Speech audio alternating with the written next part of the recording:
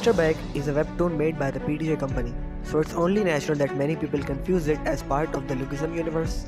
In this video, I will explain why that's not the case, with both IRL stuff and the canon timeline of the Mr. Bag worldview. Lookism is the first webtoon made by Taejun Park. There was no plan for an entire universe when it began.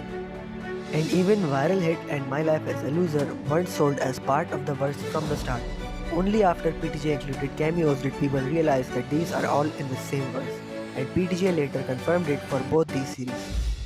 And after that, people thought that all PTJ series are in the same universe. But when Questism and Manager Kim were released, they had a line, part of the PTJ universe, in their synopsis. Which meant that not all PTJ comics take place in the same universe like we had initially thought. Thus they had to specify it for Questism and Manager Kim, because both of these series were released in the same week, and these two are the first two comics to be part of the PTJ universe without being written by PTJ himself. Then that line was never used in any other PTJ comic synopsis until Juvenile Offender came out. And not only that, when Juvenile Offender came out, PTJ did a live stream on YouTube explaining how he spent a lot of time on this webtoon before its release, meaning he made sure the timeline etc. matched and didn't have any problems for his main series Lookism.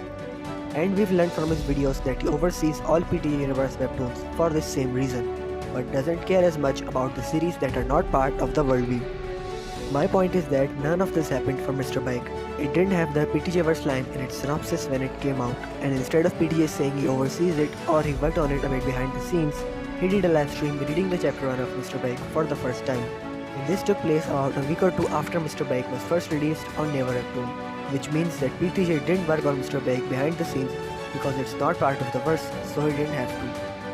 There's another reason for the misunderstanding about this. Certain individuals I know started spreading news that PTJ said a Lookism character will appear in Mr. Bike, which is in fact false. PTJ never said that in any of the videos. For those who still believe Mr. Bike takes place in the Lookism universe, let me use the timeline to change your mind. First of all, we know that the current Lookism takes place somewhere in the mid-2010s, and the first generation took place around the mid to late 2000s. Now let's see what was going on in Mr. Bike during this. So, with this we know that Mr. Bike's current timeline is in the year 2023. 15 years before the current timeline in 2008, Ilhak ruled over Seoul with their boss Seung-Hak Lee in an era known as the Age of Glory. But in Lookismverse, this is the time when the first generation is ongoing and either Ji Chang or Jake's brother would be the king of Seoul instead of Seung-Hak Lee.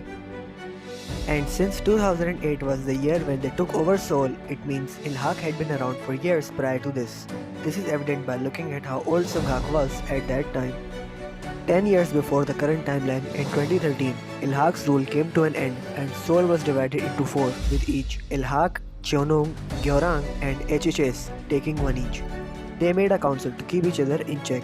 But in the Lookismverse, this is the time when the 4 major crews were active. As I've explained how the timelines clash, let's take a look at some of the most popular evidence that people use to call Mr. Bike part of the Lookism universe. The one you're seeing to the right is called an Easter egg, nothing more, nothing less. They reference J-High from Lookism as an homage to the webtoon that started the company they're working in for their own webtoon. Many people say James Lee appeared in Mr. Bike thinking this silhouette is him, but they fail to see that this panel shows 3 people, not 1 but 3. Whom Isu Bike wanted to recruit, and we meet all 3 of those people from this panel.